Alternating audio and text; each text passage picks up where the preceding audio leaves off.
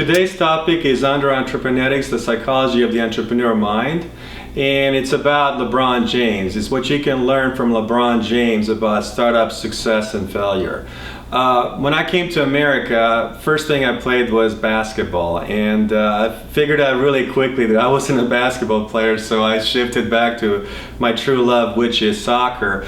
But no matter what, because my uncle played the game in Serbia, I've always been a big fan of basketball. And so when the NBA series came up between San Antonio Spurs and Miami Heat, I just had to watch it. What a great series, and I will say that you can learn a lot of lessons as an entrepreneur from studying the psychology of LeBron James.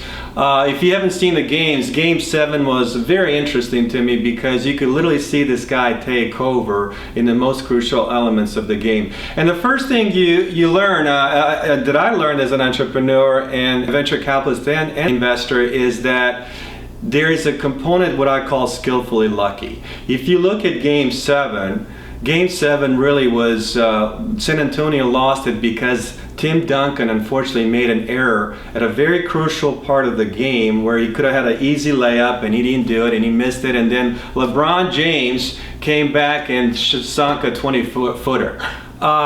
When the analyst Mark Schwartz asked the rest of them, why did LeBron James become a champion, the first thing they all agreed on was failure. So that's one of the things that I wanted to look at, is from a perspective of an entrepreneur. What can we all learn from this great athlete, not only from a technical perspective, but also psychological? And what you learn is that despite his success last year, he got a lot of flack of how he acted after they won the first championship series. So he's gone through this trial and tribulations, the evolution, what we would call the entrepreneur mind. In his case, it was the evolution of the sports mind.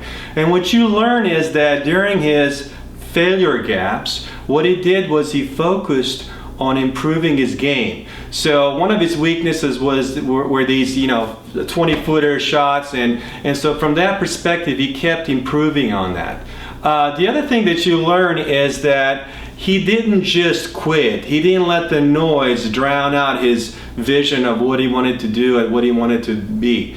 And so if you look at LeBron James, of how he transformed his mind to become a champion again, it's a very similar correlation to what you are as an entrepreneur, because you're going to go through your ups and downs as an entrepreneur.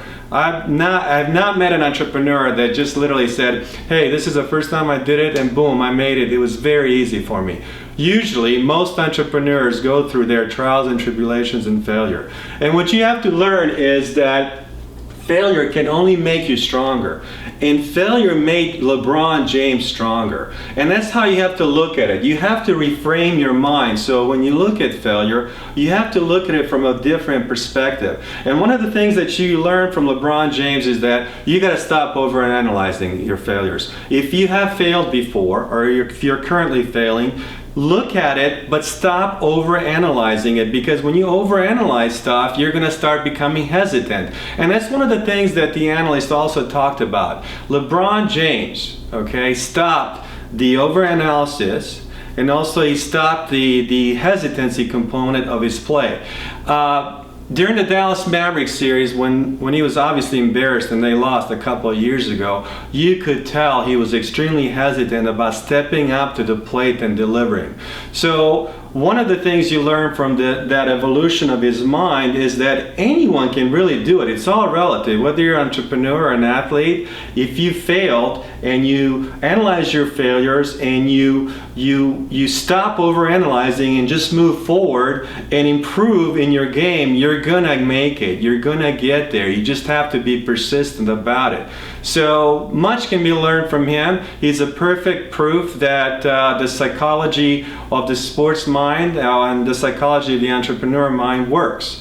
And if you want to know more about this, I wrote a lengthy article about it, and being a basketball fan, I could not help myself. Until next time.